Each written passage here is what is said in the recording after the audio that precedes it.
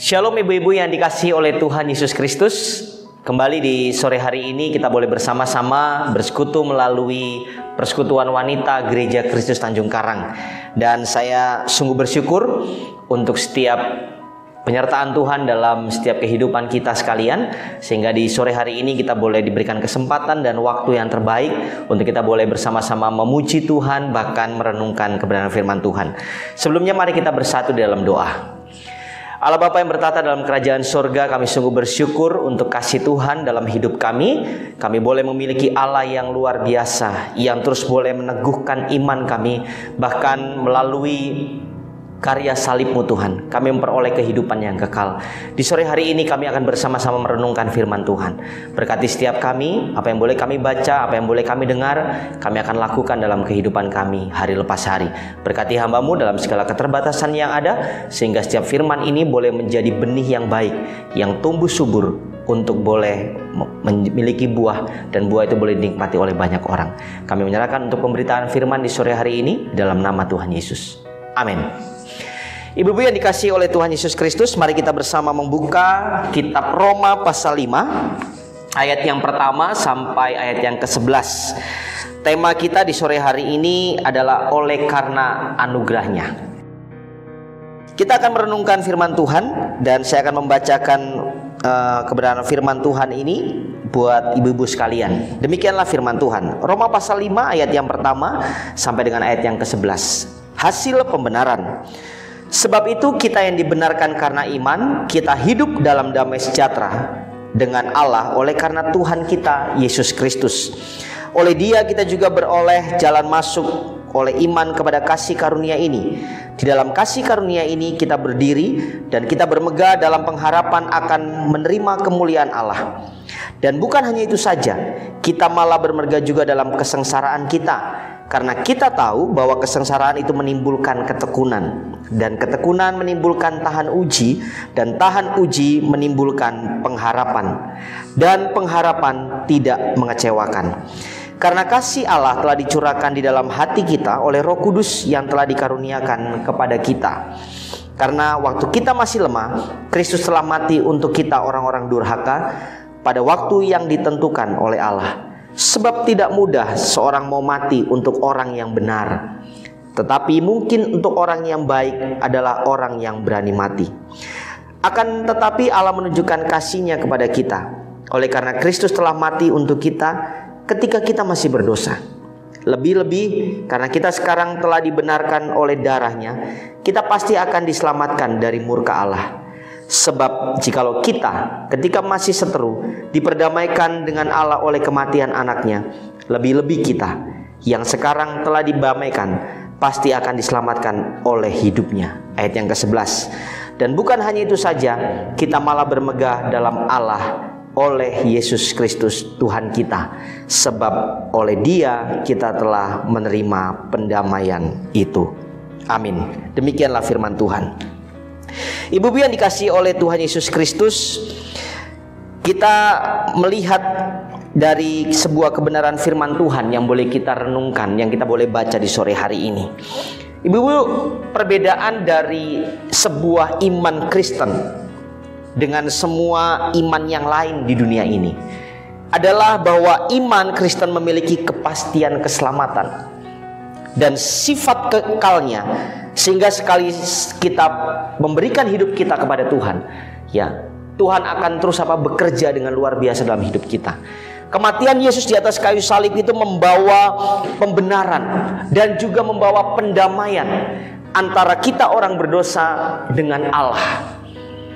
Kesalahan yang sudah dilakukan Adam dan Hawa di Taman Eden itu membuat segala sesuatunya rusak, bahkan kehilangan orisinilnya, kehilangan keasliannya. Gambar Allah itu rusak, ya, sebuah gambaran yang luar biasa, yang tidak ada cacat dan celah. Pada saat manusia melanggar akan sebuah perintah Tuhan Allah, segala sesuatunya hancur dan tidak bisa diperbaiki. Oleh karenanya Paulus memakai dua kata untuk menunjukkan bahwa kehidupan kita sebagai orang percaya itu melampaui semua iman yang ada di dunia ini. Yang pertama adalah bermegah. Tadi kita sudah membaca firman Tuhan. Artinya suatu sukacita yang tidak berorientasi pada diri sendiri, melainkan kepada Tuhan. Kita sungguh bersukacita, bahkan boleh bermegah dalam pengharapan. Karena kita menerima kemuliaan Allah. Karena kita menerima pembenaran dari Allah. Dan karena kita menerima jaminan keselamatan yang pasti yang datangnya dari Allah. Kematian Yesus 2000 tahun yang lalu, ibu-ibu sekalian, itu menunjukkan bahwa karyanya adalah karya yang agung. Tadi firman Tuhan katakan, ayat yang ke-7, sebab tidak mudah seorang mau mati untuk orang benar, ya. Tetapi mungkin untuk orang yang baik ada orang yang berani mati. Ya, perbedaannya apa sih antara orang benar dan antara orang baik? Ya. Kita melihat bahwa segala sesuatu mungkin dilakukannya sesuatu hal yang baik, tapi caranya mungkin tidak benar. Tapi terlepas dari itu, ibu-ibu sekalian, kita melihat bahwa yang Yesus lakukan, ya, di atas kayu salib 2000 tahun yang lalu itu sesungguhnya membawa sebuah pembenaran. Status kita berubah dari orang berdosa kepada orang benar.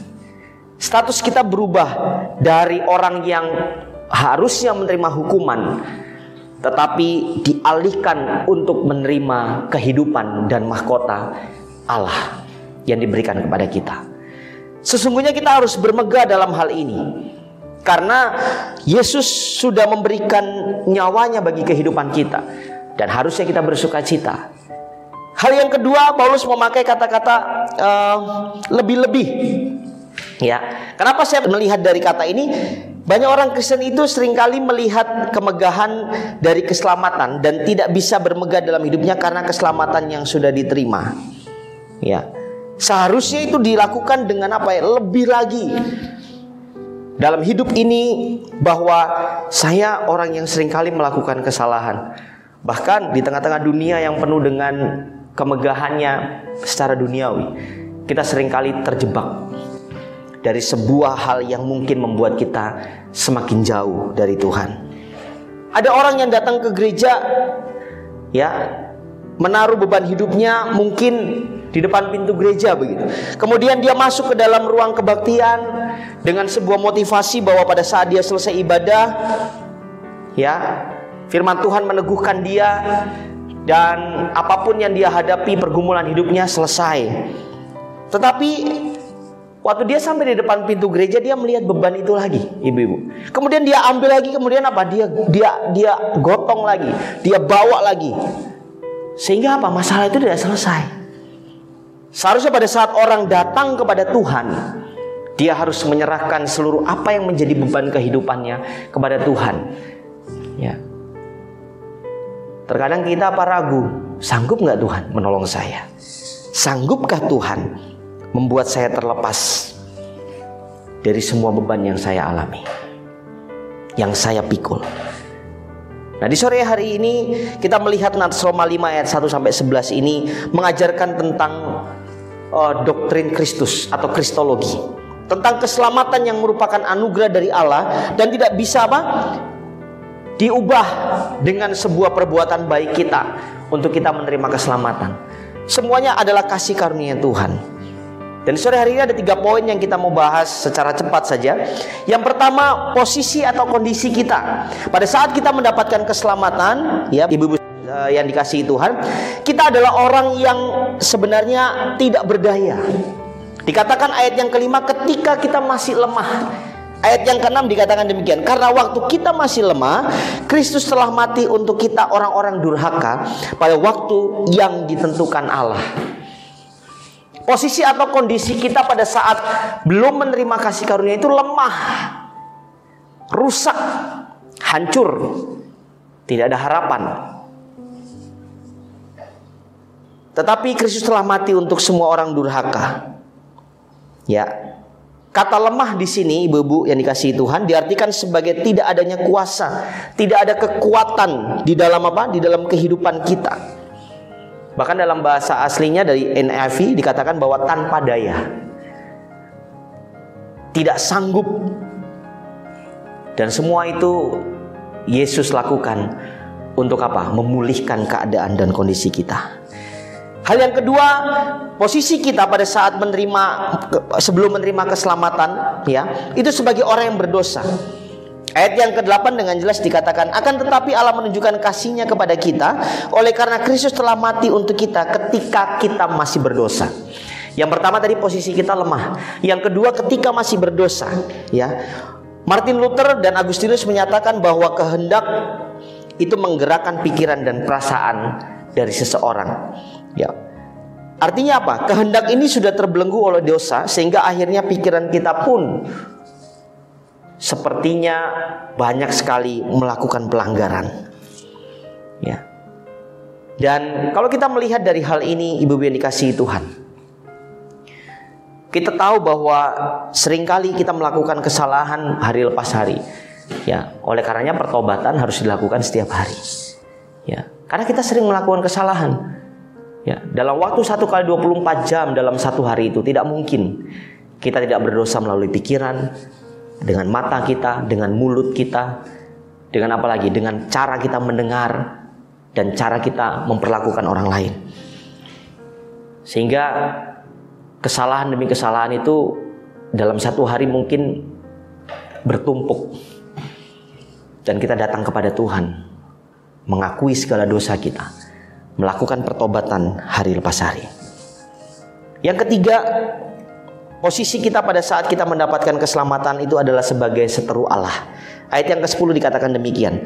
Sebab jikalau kita ketika masih seteru diperdamaikan dengan Allah oleh kematian anaknya, lebih-lebih kita yang sekarang telah diperdamaikan pasti akan diselamatkan oleh hidupnya. Ya, kita adalah seteru Allah.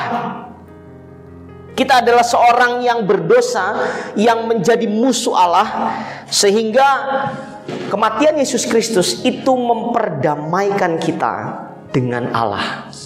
Ada sebuah rekonsiliasi yang mungkin sebagai manusia kita tidak bisa lakukan. Tetapi Allah mengutus anaknya, yaitu Yesus Kristus, untuk datang ke dunia ini. Bukan hanya sekedar menjadi manusia, tetapi dia memperdamaikan kita dengan Allah ketika kita menjadi seterunya. Alkitab berkata bahwa manusia berdosa telah kehilangan kemuliaan Allah dan layak untuk apa? Dibuang ke neraka. Tidak ada kebaikan kita yang bisa menggerakkan Allah untuk berbelas kasihan kepada kita. Tidak bisa dengan amal. Tidak bisa pada saat kita memberikan apa? Persembahan kepada Tuhan. Tuhan ini ya, dengan nominal sekian, Tuhan selamatkan hidup saya. Tidak, ibu-ibu. Tetapi sekali lagi pada saat kita menerima pengampunan itu semua karena apa? Yesus Kristus yang mati bagi kehidupan saya dan ibu-ibu sekalian. Dalam 1 Yohanes 5:17 tertulis semua kejahatan adalah dosa. Tetapi ada dosa yang tidak mendatangkan maut. Dosa yang tidak mendatangkan maut adalah dosa yang dilakukan oleh orang yang percaya kepada Tuhan Yesus Kristus. Artinya apa? Orang yang terus-menerus berbuat dosa dan mungkin sangat mencintai dunia ini, ya. Tetapi dia mengalami sebuah pembenaran, dia mengalami sebuah perubahan, dan akhirnya apa? Dia memberikan hidupnya sepenuhnya ke dalam tangan Tuhan. Makanya saya katakan tadi, pada saat kita berbuat dosa, pertobatan itu harus dilakukan hari lepas hari, ya. Karena manusia selama dia masih ada di dunia ini, ya, mungkin identik pada saat dia melakukan dosa. Seringkali dia melakukan dosa. Dan kita percaya bahwa karya Tuhan adalah karya yang luar biasa. Hal yang kedua adalah posisi Allah. Ya, Allah aktif ketika Allah menganugerahkan keselamatan kepada manusia. Allah yang mencari manusia, Allah yang mengampuni manusia. Tidak ada seorang manusia pun yang bisa mengasihi Allah dan mencari Allah. Kita terbatas. Jadi jangan ibu-ibu katakan bahwa saya melayani karena saya mengasihi Tuhan. Waduh, luar biasa. Pernyataan yang bagi saya adalah pernyataan yang sungguh-sungguh dahsyat. Tapi pertanyaannya adalah apakah benar ibu-ibu mengasihi Tuhan? Bisa, sanggup, layak tidak mengasihi Tuhan? Pada saat orang berkata seperti itu, saya katakan bahwa itu menunjukkan sebuah kesombongan rohani. Sebagai manusia kita tidak sanggup mengasihi Allah. Ya. Limitnya ada, batasannya ada. Hari ini bilang mengasihi Tuhan karena di gereja. Senin sampai Sabtu, bahasa Inggrisnya sebodoh teing gitu ya. Masa bodoh amat. Nanti hari Minggu juga ketemu kok. Dan saya katakan saya mengasihi Tuhan. Ibu-ibu, saya ingin katakan bahwa kita nggak sanggup mengasihi Tuhan. Hanya Tuhan sendiri atau Allah sendiri yang mengasihi kita. Ya. Jadi jangan pernah berkata bahwa kita mengasihi Tuhan. Karena kita sama dengan mendustai Allah. Kita nggak sanggup untuk mengasihi Tuhan. Tapi saya ingin katakan Tuhanlah yang mengasihi kita. Tuhanlah yang melayakan kita. Tuhanlah yang memberikan kita kesempatan untuk melayani Dia. Ya. Oleh karenanya pada saat kita diberikan sebuah tugas untuk melayani Tuhan, lakukanlah itu dengan sungguh-sungguh dan setia. Ya. Jangan pada saat ibu-ibu sudah merasa lemah, tidak berdaya dan ingin katakan saya melayani Tuhan. Ya. Dan hanya dikatakan bahwa waktu sehat kemana? Waktu gagah kemana? Waktu memiliki kekuatan yang sangat baik itu kemana? Kesempatan itu diberikan oleh Tuhan adalah kesempatan yang terbaik. Ya, Tuhan memberikan kita waktu untuk melayani Dia itu adalah waktu yang terbaik. Jadi jangan pernah sia-siakan waktu kita mendapatkan sebuah kesempatan untuk melayani Tuhan. Allah ingin bahwa dalam posisi Allah ini, Allah membuat jalan bagi kita oleh iman di dalam kasih karunia-Nya, yaitu Yesus Kristus. Yang kedua, Allah memberikan roh-Nya. Artinya apa? Kristus harus mati di atas kayu salib untuk membereskan posisi kita di hadapan Allah dan menyucikan hati kita. Setelah itu barulah Roh Kudus dikirimkan untuk tinggal di dalam hati kita selama-lamanya. Ya, firman Tuhan katakan, aku akan memberikan engkau seorang penolong. Ya, itu bukan orang lain tetapi pribadi Yesus sendiri yang ada dalam kehidupan kita. Yang ketiga, posisi Allah menunjukkan kasih-Nya dengan kematiannya Kristus di atas kayu salib. Dan yang keempat, Allah menunjukkan keadilannya dengan kematian Kristus di atas kayu salib. Menunjukkan kasih dan juga keadilan. Oleh karena itu, marilah ibu-ibu yang dikasihi oleh Tuhan, melalui kebenaran firman Tuhan ini, jangan pernah kita menganggap bahwa apa yang kita sudah lakukan itu adalah sesuatu hal yang terbaik. Ya. Kita melakukan apapun tugas pelayanan, bahkan pekerjaan kita, itu karena kasih karunia Tuhan. Yang ketiga, hasil dari pengorbanan Yesus Kristus di atas kayu salib adalah kita dibenarkan. Ya. Yang tadi saya katakan, kita yang adalah seteru Allah dibenarkan. Kita yang adalah orang berdosa diambil untuk merubah status itu menjadi orang benar. Hal yang kedua, kita hidup dalam damai sejahtera Allah oleh karena Tuhan Yesus. Kesenangan bisa kita beli. Hal-hal yang membuat kita happy, kita bisa dapatkan di sana.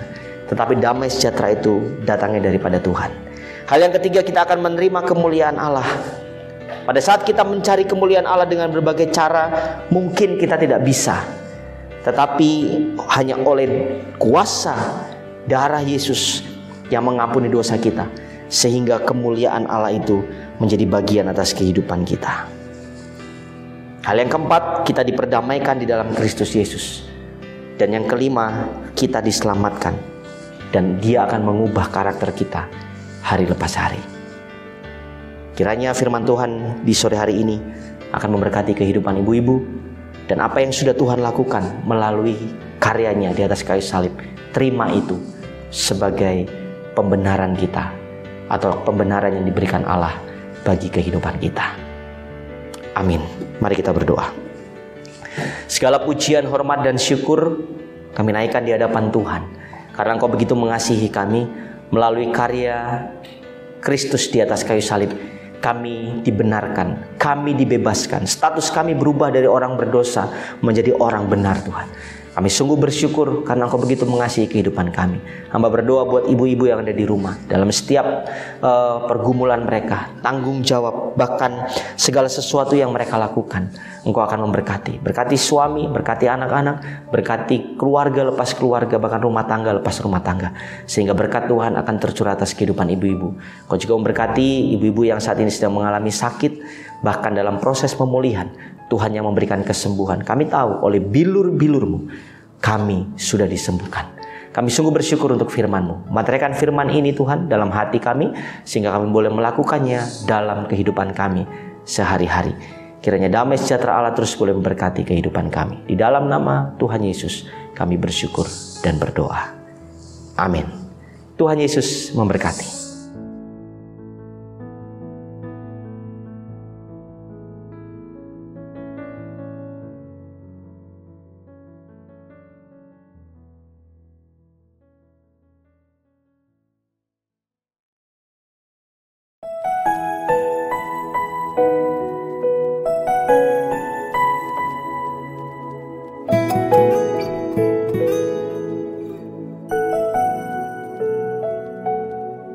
Kau tahu hatiku Tuhan, Kau tahu rinduku Tuhan, Kau tahu harapku, Kau tahu mimpiku di tangan-Mu Tuhan. Dalam segenap jalanku, dalam setiap langkahku, hanya Kau Tuhan yang ku andalkan menghadapi semua.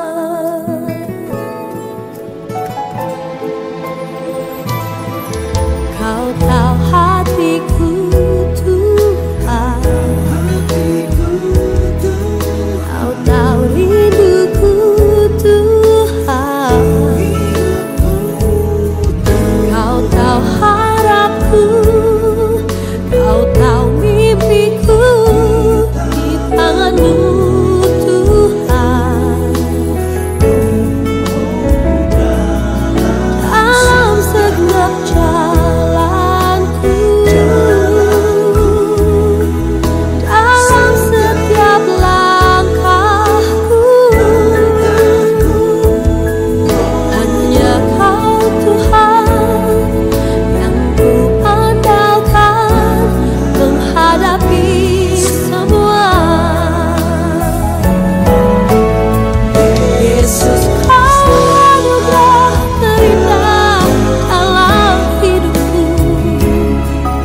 Kau sungguh berarti di setiap jalanku, dan anugerah-Mu selalu mempesonaku. Yesus, Kau terbaik, Yesus, Kau termanis di dalam hidupku. Yesus, Kau anugerah terindah dalam hidupku. Kau sungguh berarti di setiap jalanku. Anugerah-Mu selalu mempesonaku. Yesus, Kau terbaik, Yesus, Kau termanis di dalam hidupku.